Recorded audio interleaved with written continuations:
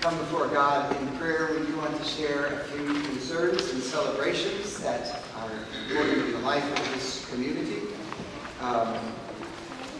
We want to remind folks that Beth Westcott is recovering from a recent surgery, and she's been moved and is now in the nursing facility at Charlestown, where she is able actually to receive visitors if anyone is able to stop in.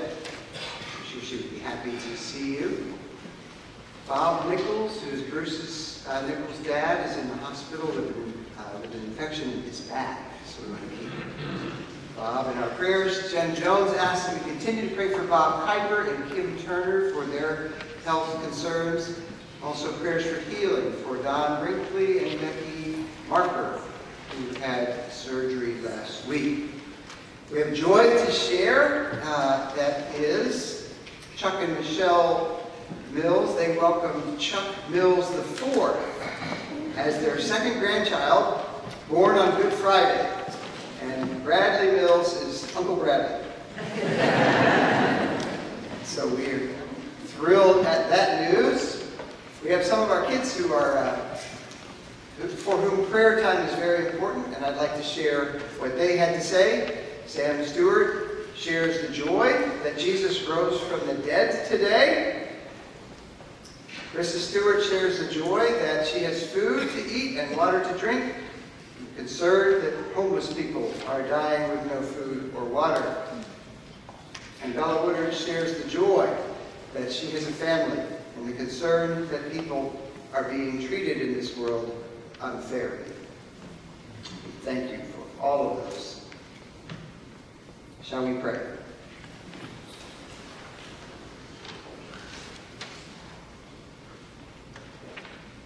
O living, breathing God, you are the mother who gives birth to us, and whose hands, both strong and tired, gentle and weathered, have reached down, picked us up, and carried us safely through too many tombs to count. Today, O God, we realize that it was the honesty of one friend grieving for another that set the stage for the world to change. Had it not been for the sorrow of God, there never would have been the surprise. So today we pray for those who are facing death in any of the frightening costumes it wears. And we pray for anyone, anywhere, who for whatever reason today is sad.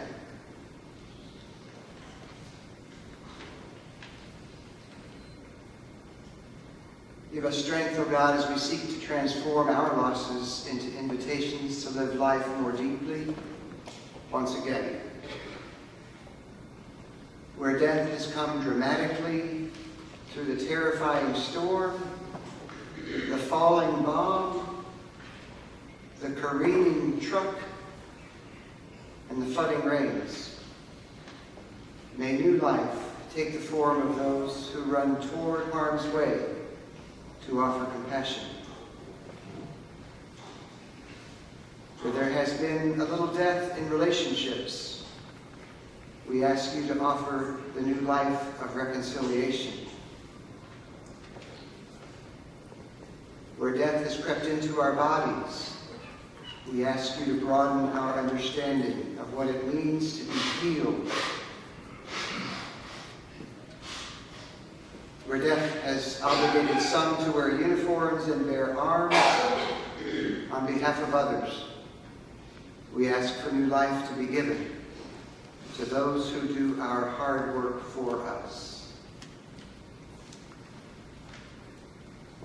Where death has arisen as a result of injustice, may new life come in the form of a troubled conscience and a willingness to act. On this Easter day, O God, may we find joy, not by avoiding that which is hard about life, but by living through it, one step at a time. Thank you, Lord Jesus. Thank you, risen Christ. Amen.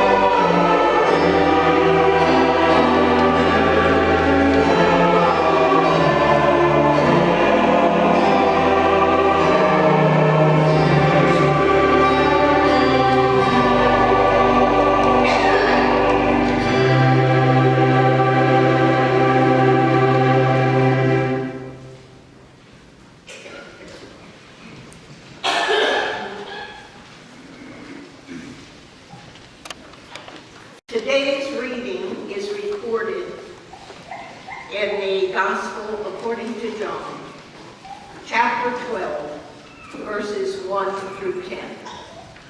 Please feel free to read along by turning to page 114 in the New Testament portion of your Pew Bible.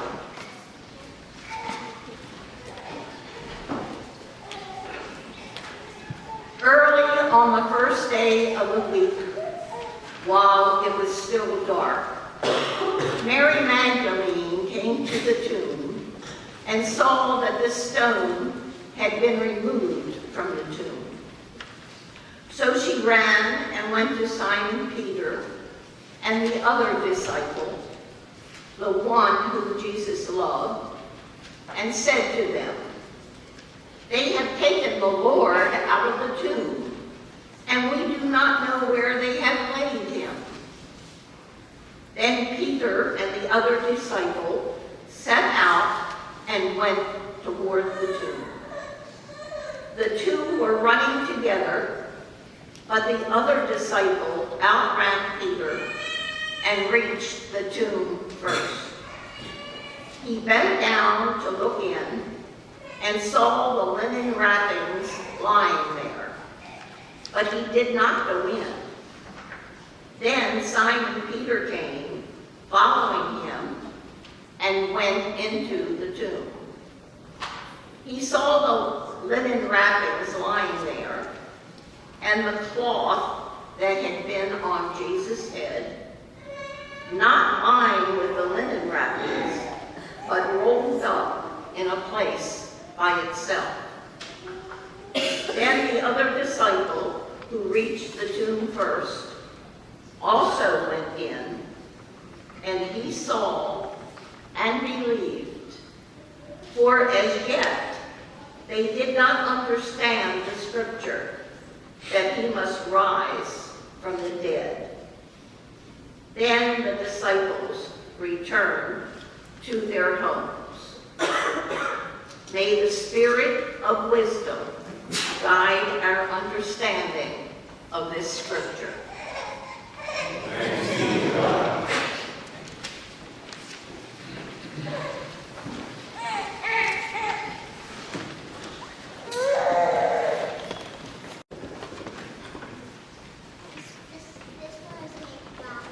Will you pray with me?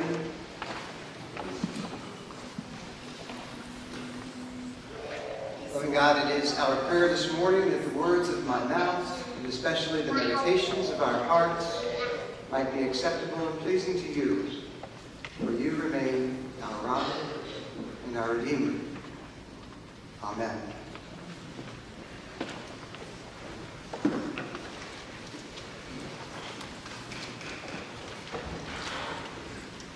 We all go through life with two kinds of companions, don't we? The first kind are the ones that we know, our flesh and blood companions, people we're spending Easter with today, people we wish we were spending Easter with today, people we used to spend Easter with. The guys who get together once a month to play poker, church folk, sorority sisters, the next door neighbor. Companions we get to know personally, the ones whose eyes we learn how to read, the ones whose perfume we can count on, the ones we don't feel obliged to talk to when we're in the car for a long drive. The other kind of companions are those kindred spirits we never really get to know personally, but we love them nonetheless. People who lived a long time before us, maybe, that we read about and respect. People who've written songs that touch our hearts. Favorites on the stage and screen. These people can become very dear to us, even though we have never met them. I'll never forget that one Sunday in our old church when I asked, as we did each Sunday, for people to pass their joys and concerns cards to the front. And the one that Sunday that was on the top of the stack was from old Charlie Johnson. Charlie was about 85 years old. He was a retired Indianapolis fireman. And when he passed his card forward, I worried that maybe something had happened to Helen, his wife. There it was in his shaky handwriting. It said this: "Please pray for the family of Lucille Ball, who died yesterday. I love that crazy redhead." Still have that card. We have these kind of companions, don't we? And writers are often companions like this, right? Some people have a way of saying things that just speaks to our soul. The writers whose stuff we buy the minute it comes out. The Stephen Kings, the J.K. Rowlings, the Toni Morrisons. Tex Sample was that kind of a writer for me early in my ministry. Besides having a great first name, Tex felt like a real companion because he wrote about the church in a way that spoke to my heart. Tex was a pastor and a professor and a storyteller. He wore blue jeans and flannel most of the time. His ministry was with blue-collar folks he called the hard living. And it was important that that was his subject because we were in a ministry that was in the middle of a neighborhood filled with hard-living folks, working poor, first and second generation welfare recipients. Tex was born in Mississippi. He was a tall drink of water with a squeaky high voice, spoken with a southern accent that I'll not try to reproduce. Sorry, Tex. He drove a pickup truck all of his life because he said it gave him capacity. And one day Tex came to town to tell us his stories. He was speaking over at the University of Indianapolis, and on that day Tex told a group of us pastors this story about a memorable day in his teaching career. It was a day when he was teaching a seminary class at St. Paul Seminary in Kansas City, a Methodist seminary. He was standing up there teaching, and I don't remember that he said what the topic was, but he started poking fun at the hymn in the garden. Tex took issue with the lyrics of the song as being hopelessly individualistic, escapist theology. I wrote that note down. And then, storyteller that he was, Tex launched into singing the song with a nasal nastiness. I come to the garden alone. He was on a roll, having a good time, until the class ended. And everyone left the room, and a 35-year-old student approached him. "Tex," she said, "I got a bone to pick with you." "Tex," she said, "my father started sleeping with me when I was 11 years old. And he kept it up until I was 16. And I found the courage to make it stop. After every one of those ordeals, Tex, I would find a way to walk outside and sing that song to myself. And he walks with me and he talks with me. Without that song, I don't know if I would have survived." "Tex," she said, "don't you ever make fun of that song in my presence again." We don't necessarily need flesh and blood to have companions, do we? I've seen the 23rd Psalm sneak up beside somebody in the pew at many a memorial service and just reach out and grab somebody's hand to walk them through their grief. I've been stunned at wedding receptions to see the Stevie Wonder song Superstition virtually lift even the worst dancers out of their seats and coax them out onto the floor and turn them into something new or bold and adventurous. You know who you are. The first few bars of the doxology poke us in the ribs and say, "Get up! Stand up!" And in the same manner, The story that Gloria just read for us, the first Easter story from the Gospel of John, became a very close companion for John's people. Those folks were getting discouraged along about the last part of the first century. They were afraid much of the time. They were victims of random violence, mean-spirited violence just for fun. Their world was spinning out of control. They were losing hope in the one thing that they thought they could be sure of. So John tells them this story.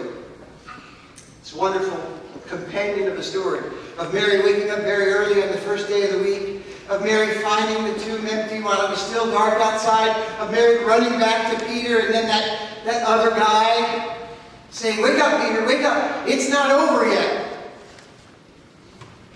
Story of them running back to the tomb, finding it empty, and then Mary chatting with the guy who was the gardener and then wasn't the gardener. John's Easter stories is filled with promise and hope and mystery. It became the dear companion of people whose ordeal, whose nighttime was very, very difficult. I know, sometimes these stories, these old Easter stories, can seem kind of quaint to us, right? Like an old church hymn. They speak of a world we can't really know, a garden we can't really enter, unlikely events recorded by people who are so desperate to believe, a quaint fairy tale with an equally quaint soundtrack. And he walks with me. Sometimes that Easter story can seem to us like an outdated way of expressing the inexpressible. But from everything I've heard, these Easter stories were absolutely essential in helping Jesus' earliest followers survive their ordeals, make it through the night. It had that kind of power. These stories of resurrection. When their lives were threatened, these stories were the ones that accompanied John's people into the daytime. I think it's still true that these stories can be powerful companions for us when our lives take a turn for the tomb.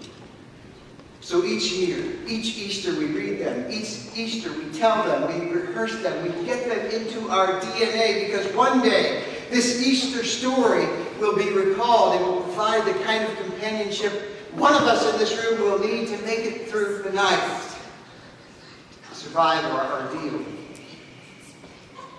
And not only do we tell this story, you and I, the church, we are called to live this story, this Easter story, and to be Easter companions for those around us. You know, there are lots of books out there that tell the church all about what the church needs to do to still be the church. 12 steps of becoming the highly effective church. 10 sure steps to faithful stewardship. 8 steps to retaining visitors. 7 things to make sure you don't turn off millennials.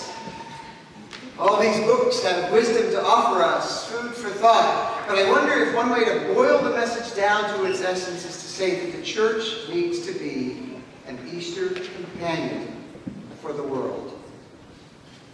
The church needs to get inside of people's heads with this good news of mercy and forgiveness and life. Mary saw what she saw in that garden, and she ran to those sleepy, grieving disciples and said, "It's not over yet. Get up. Get up." What if the church still took that on as our mission? To be like Mary, to be an Easter companion who accompanied people through their ordeal. You suppose we could do that? Can we be Easter companions for those who are still a little like Peter and have trouble getting up and getting out of bed every day? Can we be Easter companions for the addict as she walks past the liquor store on her way to work each morning? Can we be Easter companions for those who have no idea about how to help their child? They have tried literally everything. Can we be Easter companions for those who are waking up this morning in shock trauma and those who are about to gown up to go visit them? Can we be Easter companions for those whose homes are not safe places to live in? That's why we tell this story, so we can live this story and turn it into an Easter companion for those who might not make it through otherwise. Pete, wake up. It's not over yet. So now, we all get the chance to sing an old, quaint, spiritually individualistic, and escapist song in the garden. And today, we're going to sing it in honor of Mary, who went into that garden while it was still dark, and came back a changed person. And we're going to sing it in honor of text sample students and anyone else who might happen to be hanging on to life on the slender strength of a song. Before we sing it, though, we do offer an invitation to anyone who is here who would like to join us in telling this Easter story and being Easter companions for the world. If you would like to join this congregation and become a follower of Jesus Christ, the invitation is yours to come and join me up front as we stand and sing. Let us stand.